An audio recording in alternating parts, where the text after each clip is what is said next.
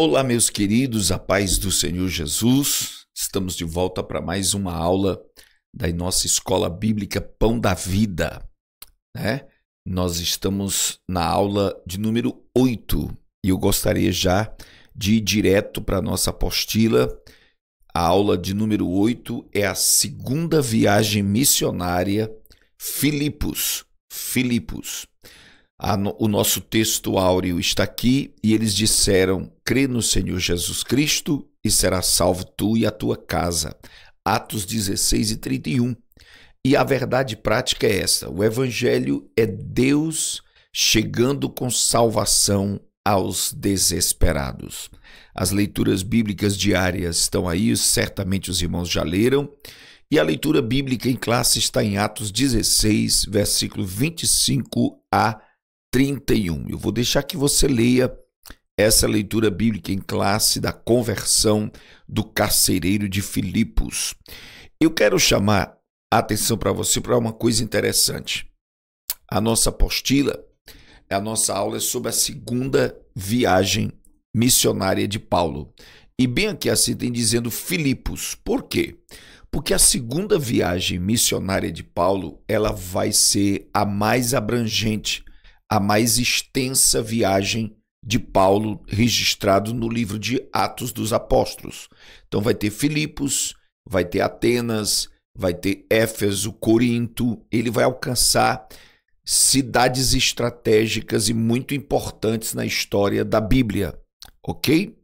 Então, nós vamos hoje estudar a primeira parte dessa viagem missionária, a segunda viagem missionária. Você lembra que João Marcos abandonara Barnabé e Paulo na cidade de Perge? Foi na primeira viagem missionária, quando ele estava passando pela Panfília. Nós falamos na aula passada, Barnabé e Paulo estavam indo em viagem, passando por uma região muito conhecida por assaltos, por ataques de mercadores, né? E João Marcos abandonou a viagem, voltou para Antioquia. Quando Paulo desejou visitar as igrejas recém-abertas, naquele intervalo do capítulo 15 de Atos, eles estavam em Jerusalém e estavam em Antioquia da Síria. Então, Paulo desejou voltar a visitar as igrejas recém-abertas. Barnabé, então, planejou levar João Marcos, que era sobrinho de Barnabé, mas houve uma severa discordância da parte de Paulo, o que causou uma grande contenda e separação de Barnabé e Paulo. Com este contexto, dessa contenda, dessa discussão, se criaram duas equipes missionárias. Partem de Antioquia da Síria, Barnabé e João Marcos para Chipre. Paulo e Silas partem para a Síria e para a Cilícia, região ali natural do apóstolo Paulo, né? Então eu quero que você observe, meus amados irmãos, que mesmo os mais espirituais, os mais originais discípulos do Senhor, os apóstolos como Paulo, Barnabé, eles também tinham seus reveses, suas desavenças, suas opiniões contrárias e nem sempre eram resolvidas de forma pacífica. Houve uma grande contenda, uma grande discussão e uma discordância irreversível entre Barnabé e Paulo sobre a questão de levar ou não levar João Marcos. Há uma história aqui muito interessante que você pode perseguir no estudo que você deseja fazer, sobre a paciência que os líderes precisam ter com novos discípulos, não desistir deles, não os abandoná-lo. Paulo foi aprender isso depois.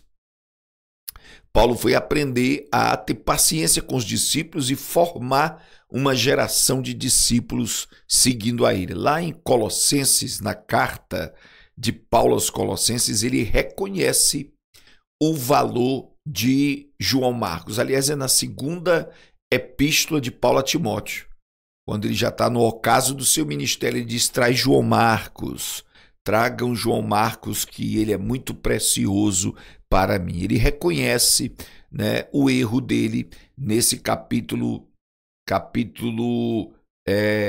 de 15, no capítulo 15 de Atos, quando ele decide recomeçar as suas viagens e não leva João Marcos. Mas até nos erros que nós cometemos, Deus tira proveitos e faz coisas maiores. Porque a separação de Barnabé e Paulo nesse momento, embora tenha sido por um motivo banal e de uma forma muito dramática, foi uma contenda, mas Deus transformou em duas equipes missionárias, alcançando duas frentes de avanço do Evangelho de Jesus. Que maravilha, né? Vamos então aqui, o primeiro ponto, o chamado de Timóteo. Retornando à cidade de Derbe, Paulo conhece um jovem promissor no Evangelho, Timóteo, o qual convoca para a missão.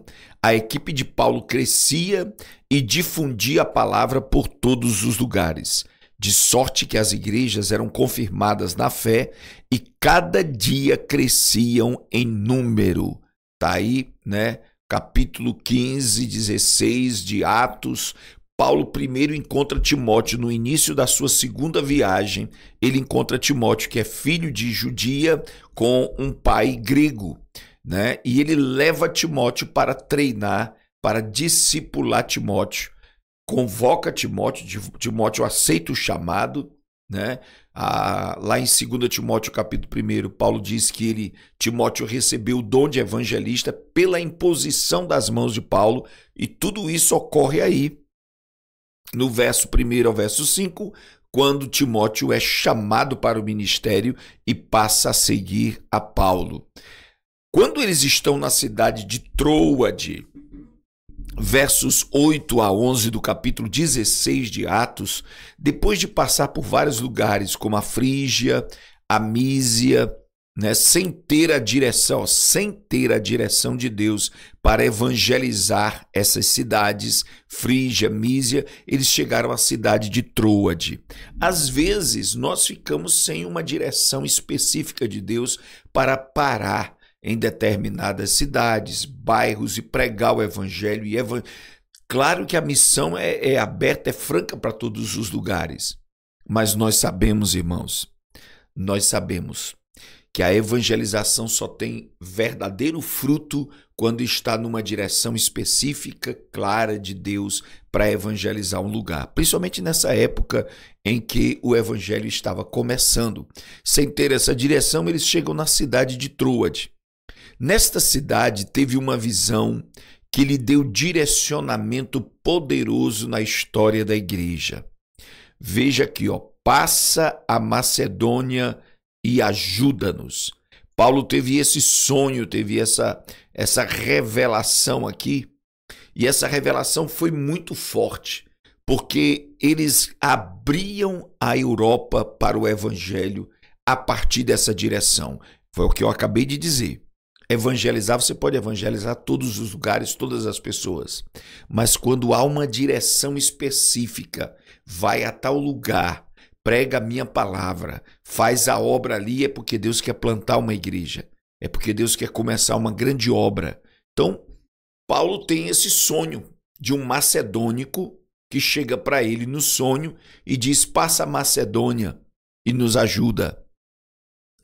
Há alguns anos, décadas atrás dessa história de Paulo, um outro grego atravessou a Macedônia, invadiu a Europa e conquistou o mundo inteiro, que foi Alexandre o Grande. E agora o grande general do exército do evangelho, que é Paulo, né? Esse capitão do evangelho, atravessa a Macedônia e parte para a cidade de Filipos para pregar o evangelho de Jesus Cristo. E olha, aqui, exatamente nesse momento, Atos 16, verso 9, a igreja começa a ter a maior expansão de crescimento do evangelho na história bíblica.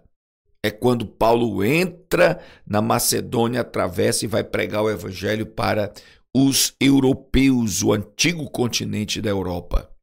O evangelho em Filipos Nosso terceiro ponto, dali para Filipos, que é a primeira cidade dessa parte da Macedônia, e é uma colônia, e estivemos alguns dias nesta cidade, verso 12. O que acontece em Filipos? Filipos se torna uma cidade realmente muito importante da história bíblica, irmãos. Tanto na expansão do evangelho, quanto no ministério específico de Paulo. Ele escreve aos Filipenses, sua carta, Filipenses de Filipos. E ele confessa que Filipos ajudou muito, desde o princípio, o ministério de Paulo. Então, Paulo tem essa gratidão pela cidade, pela igreja de Filipos. Então, é importante a gente observar qual foi a obra de Paulo em Filipos. O primeiro ato da obra de Paulo em Filipos foi a conversão de Lídia.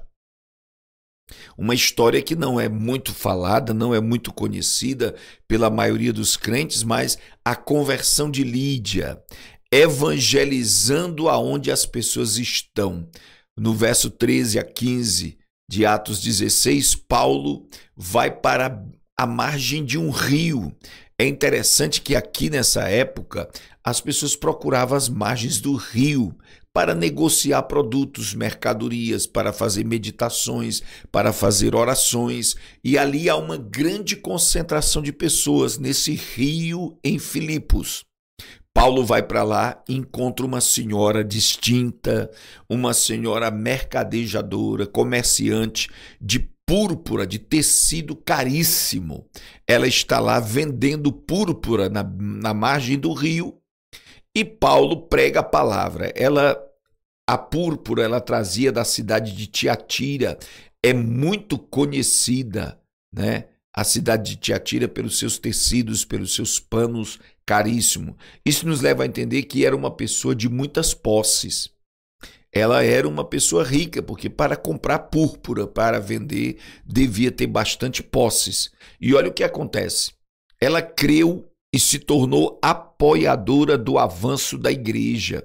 Você vai ver aí no verso 13 a 15, né, que ela insistiu que Paulo entrasse na casa dela e ficasse com ela ali alguns dias com a sua família.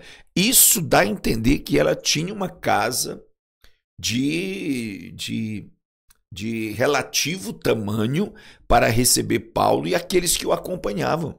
E tinha recursos para alimentar as pessoas que estavam com Paulo, que eram no mínimo aí umas 5 pessoas. No mínimo. Paulo e Silas, Timóteo e mais uns 2 ou 3, né?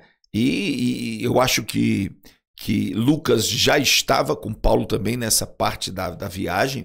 Então ela tinha posses, tinha casa, tinha riqueza suficiente para acomodar, e foi ali que Paulo encontrou apoio para continuar fazendo a obra na cidade de Filipos. E aí acontece uma outra coisa, a adivinhadora de Filipos e a prisão de Paulo. Uma mulher que tinha um espírito de adivinha perseguiu Paulo e Silas com elogios e afirmações reveladoras. Mas Paulo, percebendo que era algo maligno, repreendeu, causando prejuízo aos homens que tiravam proveito do engano que levou Paulo e Silas à prisão. Presta bem atenção aqui, ó. Era uma mulher que enganava muita gente na época, né? Ela enganava muitas pessoas e dava lucro a homens que se aproveitavam desse engano, desse espírito de engano, de magia, de feitiçaria, de mentira. Só que veja o que é que acontece.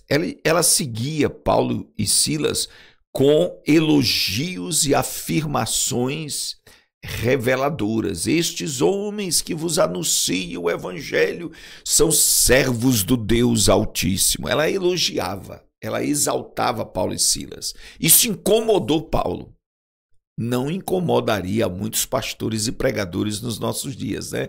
Que gostam de elogios, gostam de lisonjas, mas Paulo estava discernindo, estava muito atento, muito ligado, muito vigilante e percebeu que aqueles elogios estavam demasiados. Tenha cuidado com o elogio demasiado.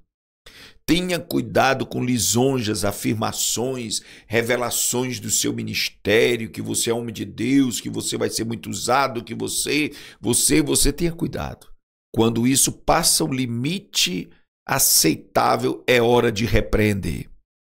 É hora de repreender. E Paulo não contou história.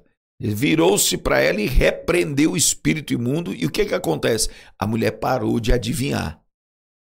A mulher parou de ser usada pelo espírito de adivinho que adivinhava a vida das pessoas. E isso deu um prejuízo, aleluia! Deu um prejuízo aos homens que tiravam proveito desse engano. Glória a Deus! Deu um prejuízo, anota isso na sua apostila.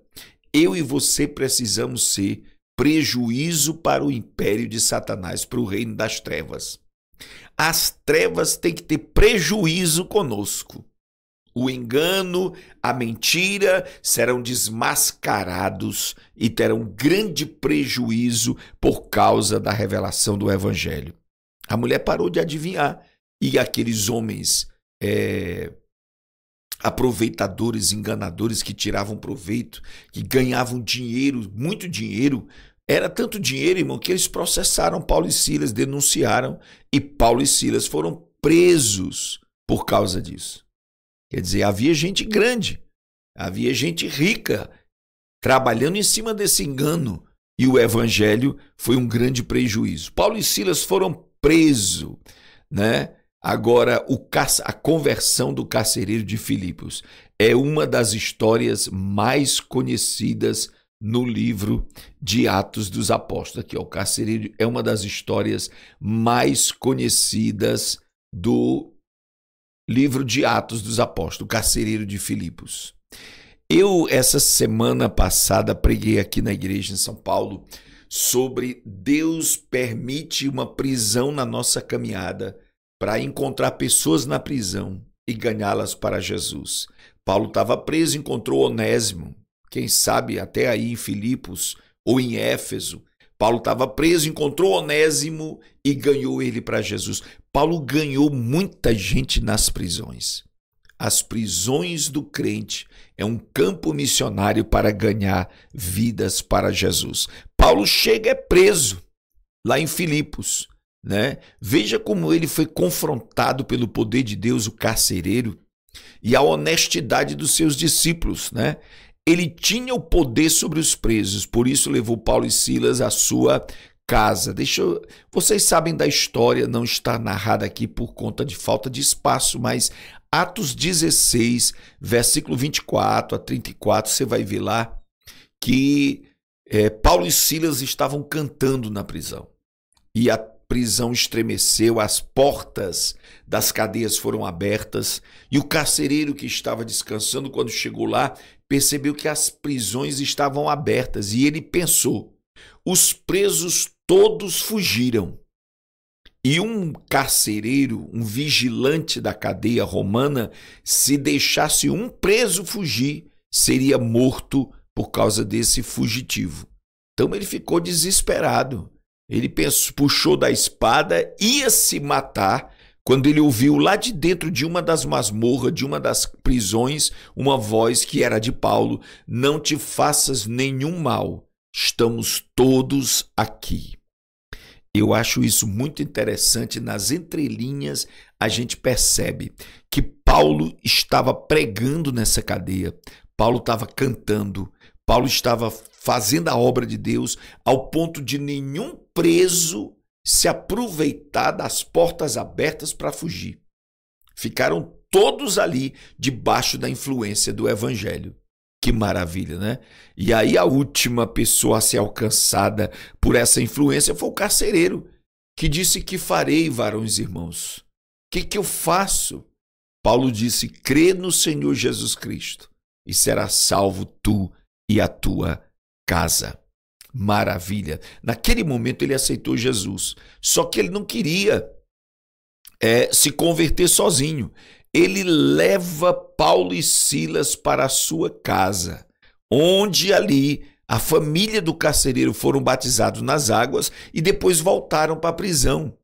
Depois voltaram para a prisão. O carcereiro leva Paulo e Silas até a sua casa, sob a tutela, a guarda, fechou a cadeia lá com todos os presos e foi para casa. Levou Paulo e Silas, fala desse evangelho aí para minha família. Todos aceitaram a Jesus, todos foram batizados nas águas e depois Paulo e Silas foram para onde? Para a cadeia, voltaram para a cadeia. Exatamente. Eles não poderiam fugir, senão comprometeria a integridade do carcereiro. Agora veja só, no dia posterior, o dia seguinte, os magistrados, os juízes mandaram soltar Paulo e Silas. Na surdina, perceberam que tinham cometido um erro jurídico, né? Perceberam que estavam infringindo a lei, tentando prender Paulo e Silas, mandaram o carcereiro soltar. Mas Paulo, sabendo que não poderia ser assim, e desconfiando que poderia servir a uma perseguição maior, mandou que eles viessem soltá-los, pois era cidadão romano. Há algumas coisas aqui para se entender muito forte, irmão. Primeiro, o erro dos magistrados não era razão para prender Paulo e Silas, mas prenderam por causa de uma questão religiosa, muito parecido com o que acontece hoje no Brasil, né? 2024, vocês sabem que estão prendendo pessoas simplesmente por cantar hinos, por falar de libertação, por falar de liberdade. Pois é. Aí prenderam Paulo e Silas. E aí quiseram soltar Paulo e Silas na surdina, soltar. Os magistrados, os juízes não quiseram nem ir lá. Paulo e Silas disseram, não, não é assim não. Vocês têm que vir aqui assinar um documento de soltura para que a gente possa sair em paz. Porque se eles saíssem assim, os magistrados podiam dizer eles fugiram. Matava o carcereiro e mandava matar Paulo e Silas. Paulo disse, não, vocês nos prenderam. Vocês terão que nos soltar. Não mandaram dar uma surra em Paulo e Silas? Nos mandaram prender? Então venham nos soltar. Até porque nós somos cidadãos romanos.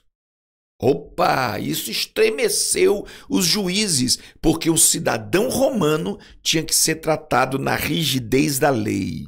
Não podiam ser açoitados sem um tribunal, e eles foram. Não podiam ser presos sem um julgamento digno, com direito à defesa, e eles não tiveram isso. Os magistrados ficaram assombrados. O que é que a gente aprende com isso?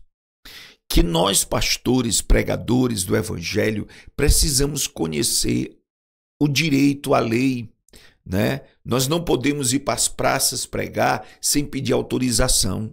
Nós não podemos entrar no hospital sem autorização da diretoria. Nós não podemos visitar cadeias, presídios, penitenciárias sem a permissão da Secretaria da Justiça, porque poderemos incorrer em crime. Mas tendo autorização, né, nós estamos legalizados e debaixo da lei dos homens, a lei de Deus prevalece com muita força, com muito poder. Meus amados, essas são as lições que a gente aprende aqui na nossa segunda viagem de Paulo a Filipos. Nós demos aqui um panorama dessa história, mas eu te aconselho a ler Atos 16, pegar a revistinha e tirar as lições que nós começamos a lhe mostrar aqui nessa aula. Na próxima aula nós vamos estudar a continuidade da viagem de Paulo, da segunda viagem missionária de Paulo, que de Filipos ele vai para Atenas. Eu lhe aguardo na próxima aula, em nome de Jesus. Deus abençoe, queridos, fiquem na paz.